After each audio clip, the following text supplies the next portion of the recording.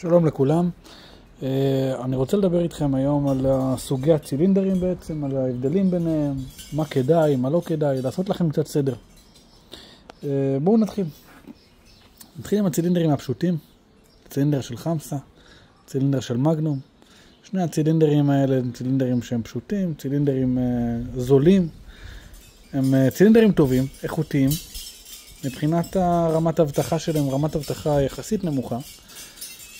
מתאימים בעיקר לאנשים שהם לא רוצים להשקיע יותר מדי ורוצים לבטח את עצמם, שיהיה להם מנעול בדלת. הצילינדר אחריו, ברמת האבטחה אחריהם בעצם, זה צילינדר של חברת מולטילוק, נקרא MTL 600.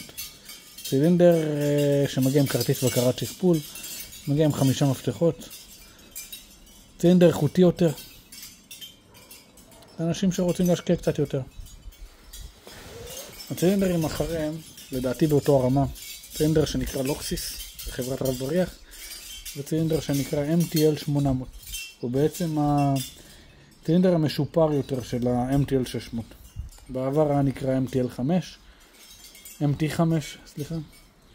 שניהם צילינדרים ברמת אבטחה מעולה, ומגיעים קפיצים עם פינים נעים, קפיצים נעים, צילינדרים מגנטיים, איכותיים, מומלצים מאוד. אנשים שרוצים לבטח את עצמם הרבה יותר, יש שני צילינדרים שאני מאוד ממליץ עליהם. זה נקרא צילינדר של מוטורה, צ'מפיונס 39, הוא צילינדר טוקול. שני הצילינדרים האלה זה רמת אבטחה מאוד גבוהה. צילינדרים שאי אפשר לפרוץ בפריצה שקטה. מתאימים לרוב סוגי הדלתות, ומגיעים גם עם מפתח קבוע ומפתח פרפר. בסופו של דבר, אלה הצילינדרים פחות או יותר. הם הצילינדרים הנפוצים ביותר במדינת ישראל. כמובן שיש עוד צילינדרים, לא נדבר עליהם היום בסרטון הזה. אבל אני מקווה שעשיתי לכם קצת סדר.